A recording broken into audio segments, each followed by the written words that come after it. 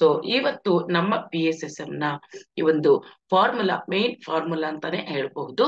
ಈ ಫಾರ್ಮುಲಾ ಹೊಸಬ್ರಿಗೆ ಗೊತ್ತಿಲ್ಲದೆ ಇರಬಹುದು, ಯಾರು ಹೊಸಬ್ರಿದ್ರೆ.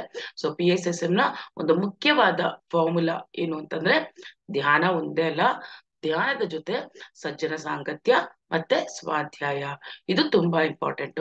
ಪತ್ರಿಜಿಯವರು ಹೇಳೋದು, ಈ ಒಂದು ಧ್ಯಾನ ಮಾರ್ಗಕ್ಕೆ ಬಂದ ಮೇಲೆ ನಾವು ಬರೀ ಧ್ಯಾನ ಅಂದೇ ಅಲ್ಲ, ಆ ಧ್ಯಾನದ ಜೊತೆ ನಾವು ಸ್ವಾಧ್ಯಾಯ ಅಥವಾ ಸಜ್ಜನ ಸಾಂಗತ್ಯ ಇದೆರಡೂ ತಿಳ್ಕೊಂಡಿರ್ಬೇಕು. ಏನು ಸ್ವಾಧ್ಯಾಯ ಅಂತಂದ್ರೆ, ಸ್ವಾಧ್ಯಾಯ ಅಂತಂದ್ರೆ ಎರಡು ತರ ಬರುತ್ತೆ. ಒಂದು ನಮ್ಮನ್ನ ಸ್ವ ಅಧ್ಯಾಯ, ನಮ್ಮನ್ನ ನಾವು ತಿಳ್ಕೊಳ್ಳೋದು ಒಂದು ಸ್ವಾಧ್ಯಾಯ.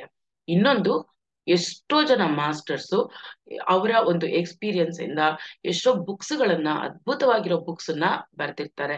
ಆ ಬುಕ್ಸ್ ನಾವು ಕಂಪಲ್ಸರಿ ಓದಲೇಬೇಕು. ಬುಕ್ಸ್ ಓದ್ತಾ ಓದ್ತಾ ಓದ್ತಾ ನಮಗೆ ಸಂಪೂರ್ಣವಾದ ಜ್ಞಾನ ಸಿಗುತ್ತೆ. ಬರೀ ಧ್ಯಾನ ಒಂದೇ ಅಲ್ಲ, ಧ್ಯಾನದ ಜೊತೆ ಆ ಪುಸ್ತಕಗಳನ್ನ ಓದ್ಲೇಬೇಕು, ಇನ್ನ ನಮಗೆ ಜ್ಞಾನಾರ್ಜನೆ ಆಗತ್ತೆ ಅದರಿಂದ. ಸೊ ಬುಕ್ಸ್ ಓದೋದು ಅನ್ನೋದು ಇನ್ನೊಂದು ಇಂಪಾರ್ಟೆಂಟ್ ಟಾಸ್ಕ್ ನಮ್ಮ PSSM ಅಲ್ಲಿ. ಅದಾದ್ಮೇಲೆ ಬುಕ್ಸ್ ಓದಿದ್ಮೇಲೆ ನಾವೆಲ್ಲ ಏನ್ ಮಾಡ್ತಾ ಇದೀವಿ ಈಗ, ಸಜ್ಜನ ಸಾಂಗತ್ಯ. ಸಜ್ಜನ ಸಾಂಗತ್ಯ ಅನ್ಬೋದು ಅಥವಾ ಸತ್ಸಂಗ ಅನ್ಬೋದು. ಸಜ್ಜನ ಸಾಂಗತ್ಯ ಅಂದ್ರೆ ಸಜ್ಜನರು. ಯಾರು ಸಜ್ಜನರು? ನಾವೆಲ್ಲ ಈಗ ಒಂದೇ ಪಾತಲ್ಲಿ ಇರ್ತೀವಿ. ಈ ಒಂದು ಧ್ಯಾನಕ್ಕೆ ಬಂದಿದೆ ಆಧ್ಯಾತ್ಮಿಕ ಬಂಧುಗಳು. ಈ ಒಂದೇ ತರ ಇರುವ ಈ ಲೈಕ್ ಮೈಂಡೆಡ್ ಪೀಪಲ್ ಜೊತೆ ನಾವು ಈ ಒಂದು ನಮ್ಮ ಸಮಯವನ್ನ ಸ್ವಲ್ಪ ಹೊತ್ತು ಸ್ಪೆಂಡ್ ಮಾಡ್ಬೇಕು. ಗ್ರೇಟ್ ಮಾಸ್ಟರ್ಸ್, ಎಷ್ಟೋ ಜನ ಮಾಸ್ಟರ್ಸ್ ಇದ್ದಾರೆ. ಆ ಮಾಸ್ಟರ್ಸ್ ನಮಗಿನ್ನ ಜ್ಞಾನವನ್ನ ಜಾಸ್ತಿ ತಿಳ್ಕೊಂಡಿರ್ತಾರೆ, ಅಥವಾ ನಮ್ಮ ತರಾನೇ ಈಗ ಈ ಒಂದು ಜ್ಞಾನಾರ್ಜನೆಗೆ ಬಂದಿರೋರು ಇರಬಹುದು. ಒಟ್ಟು ಸಜ್ಜನ ಸಾಂಗತ್ಯ ಅಂದಾಗ ಎಲ್ಲರ ಜೊತೆ ಸತ್ಸಂಗ, ಈ ತರ ಕ್ಲಾಸಸ್ ನಡೀತಾ ಇರುತ್ತೆ, ಝೂಮ್ ಕ್ಲಾಸಸ್ ಇರಬಹುದು ಅಥವಾ ಆಚೆ ಸತ್ಸಂಗ ನಡೀತಿರ್ಬಹುದು. ಇವೆಲ್ಲವನ್ನ ನಾವು ಕಂಪಲ್ಸರಿ ನಮ್ಮ ದೈನಂದಿನ ಜೀವನದಲ್ಲಿ ಅಳವಡಿಸ್ಕೋಬೇಕು. ಎಷ್ಟೆಷ್ಟೊತ್ತು ಇದನ್ನ ಮಾಡ್ಬೇಕು ಅಂತ ಅಂದಾಗ, ಮಿನಿಮಮ್ ಪತ್ರಿಜಿಯವರು ಕೊಡೋ ಫಾರ್ಮುಲಾ ಏನು, 3+2+1 ಅಂತ ಹೇಳ್ತಾರೆ. ಅಂದ್ರೆ ಮೇನ್ PSSM ಅಂದ್ರೆ ಆ ಒಂದು ಬುದ್ಧ ತತ್ವಗಳು.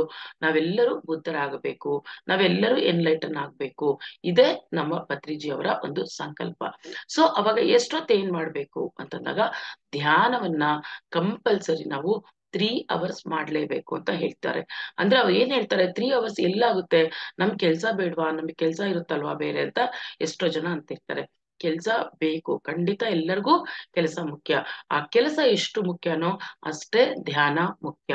ಹಗಲಾಯ್ತು ಅಂದ್ರೆ ಎಲ್ಲರೂ ನಮ್ಮ ಪ್ರಾಪಂಚಿಕ ಜೀವನದಲ್ಲಿ ಬ್ಯುಸಿ ಆಗೋಗಿರ್ತೀವಿ.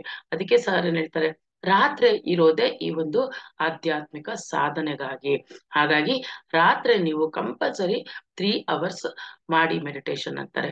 9 to 12 ಇರ್ಬೋದು, 10 to 1 ಇರ್ಬೋದು, ನಿಮಗೆ ಹೇಗೆ ಅನುಕೂಲ ಆಗುತ್ತೋ ಹಾಗೆ ಒಟ್ಟು ಈ ರಾತ್ರಿ ಸಮಯವನ್ನ ಧ್ಯಾನಕ್ಕಾಗಿ 3 ಗಂಟೆಗಳು ತೆಗೆದಿಡಿ ಅಂತ ಹೇಳ್ತಾರೆ.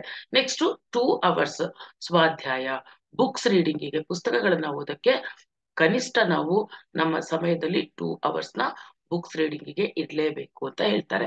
ನೆಕ್ಸ್ಟ್ 1 ಅವರ್ ಈ ತರ ಸತ್ಸಂಗ ಅಥವಾ ಸಜ್ಜನ ಸಾಂಗತ್ಯದಲ್ಲಿ ಪಾಲ್ಗೊಳ್ಳುವಂಥದ್ದು, ಬೇರೆ ಮಾಸ್ಟರ್ಸ್ ಎಕ್ಸ್ಪೀರಿಯನ್ಸ್ ಕೇಳೋದು, ನಮ್ಮ ಎಕ್ಸ್ಪೀರಿಯನ್ಸ್ ಅವ್ರಿಗೆ ಹೇಳೋದು, ಎಷ್ಟೋ ಆಧ್ಯಾತ್ಮಿಕ ಡೌಟ್ಸ್ ಇರುತ್ತೆ ಅದನ್ನೆಲ್ಲ ಕೇಳಿ ಕ್ಲಾರಿಫೈ ಮಾಡ್ಕೊಳ್ಳೋದು, ಇದು ಮಿನಿಮಮ್ 1 ಅವರ್ ಇರಬೇಕು ಅಂತ ಹೇಳ್ತಾರೆ. ಸೊ ಟೋಟಲ್ 24 ಗಂಟೆಯಲ್ಲಿ ನಾವು ಈ 3+2+1 6 ಅವರ್ಸ್ನ ನಮಗಾಗಿ ತೆಗೆದಿಟ್ಕೊಳ್ಳೋಣ. ಈ ಒಂದು ಈ ಫಾರ್ಮುಲಾ ಉಪಯೋಗಿಸ್ಕೊಂಡು ನಮ್ಮ ಏನು ಜ್ಞಾನಾರ್ಜನೆ ಆಗುತ್ತೆ ಅದನ್ನ ಸಹ ಆ ಸಜ್ಜನ ಸಾಂಗತ್ಯ ಮಾಡ್ತೀವಲ್ಲ ಆ ಟೈಮಲ್ಲಿ ಅದನ್ನ ಬೇರೆಯವ್ರಿಗೆ ಹಂಚಬೇಕು. ಇದು PSSM ನ ಫಾರ್ಮುಲಾ, ಮುಖ್ಯವಾದ ಫಾರ್ಮುಲಾ. 3+2+1, 3 ಅವರ್ಸ್ ಧ್ಯಾನ, 2 ಅವರ್ಸ್ ಬುಕ್ಸ್ ರೀಡಿಂಗ್, ಮತ್ತೆ 1 ಅವರ್ ಸಜ್ಜನ ಸಾಂಗತ್ಯ ಅಥವಾ ಸತ್ಸಂಗ. ಸೊ ಮಾಸ್ಟರ್ಸ್, ಇವೆಲ್ಲವನ್ನ ನಾವು ಇವತ್ತಿನಿಂದ ನಮ್ಮ ಜೀವನದಲ್ಲಿ ಅಳವಡಿಸ್ಕೊಳ್ಳೋಣ.